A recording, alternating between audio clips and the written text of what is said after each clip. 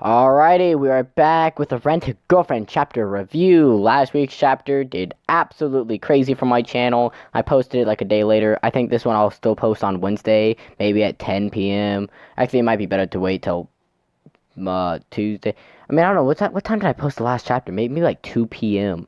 and it did really well. Maybe uploading videos at 10 a.m. just don't do really well, but that's beside the point.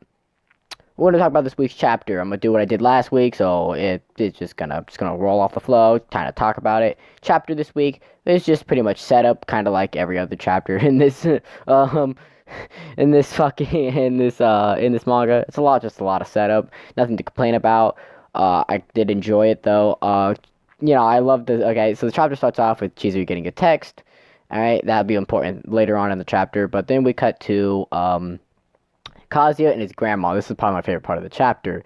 Kazuya and his grandma were talking about how Kazuya met mommy last chapter, and they were talking about this stuff, and then and she, his grandma was surprised that mommy went to the same school as him, but she doesn't know anything. Mommy hasn't said anything, at least from what we know.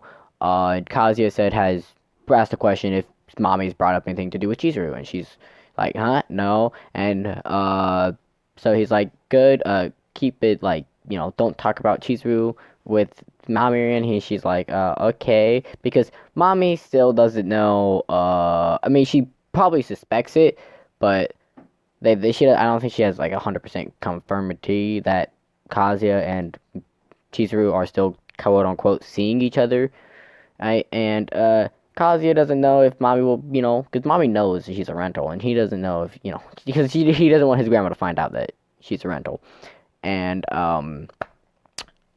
yeah, stuff like that. And by this time, his grandma is playing a game. Like, she's straight up gaming. She's like on a PlayStation or something. I don't know. She's on a console though. She's gaming. She said something about, come on.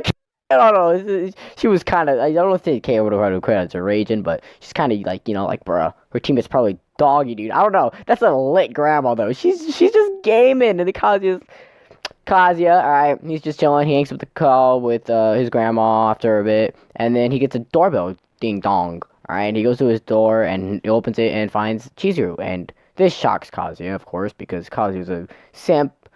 Don't worry though, he's a relatable simp because who doesn't act like this? He's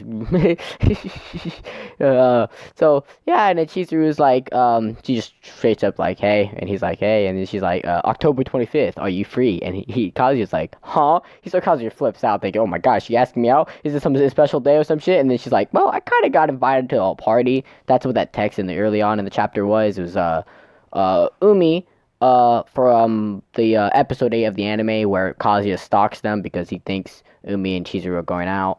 Actually, like general boyfriend, right? He invites Chizuru to a party to celebrate the movie that got out, and Kazuya was like, and then since Kazuya was the producer of the movie, he extended the invite to him as well.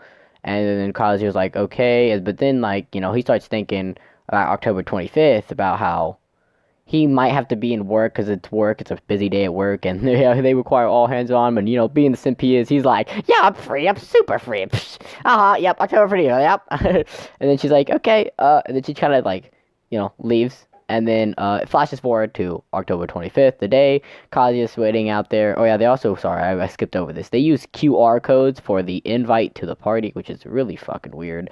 But yeah, and then Kazuya's chilling out there at the party, and he's like in the area, and he's some fancy place or something. I can't exactly remember. And he's sitting there, and he sees people talking across the street talking about some random shit, really. And he's like, they're really fucking weird people. And he's like, fuck, dude, I don't.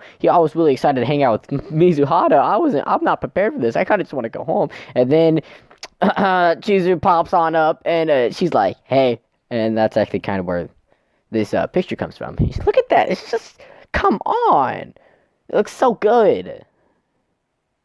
And then, I mean, it's also not meant to be stretched like this. Well, I guess this zoomed in. Because you actually see her, like, whole body, pretty much. It's really good looking. Alright. It's fantastic. It just looks so good. These, like, big old things in this manga just look so good. Like, 3 chapters ago, I think it was, or maybe a little more than that. Maybe it was 2. I can't exactly remember. There was another one like this. It was just like beautiful. Um, but yeah, they just look really good. And then yeah, they start going to the party and the chapter ends. So I don't know. The next couple of weeks might be, it might, it's could be good shit. But this chapter was pretty good. It was just more like setup. Alright, and then I guarantee you there's gonna be those people that complain, because a lot of people complain about romance and manga that's still going on because, yeah, it's like, oh my god, it's like, come on now. Can't just end the show with the two characters getting together, because at the end of the show with the two characters getting together, there's a lot of unanswered questions. But yeah, that's the chapter for this week. I'll be back next week. I'll be back next week no matter what, pretty much, because that last chapter review did so damn well that I'm probably gonna just do this for a while. But anyways, hope you guys enjoyed. See ya.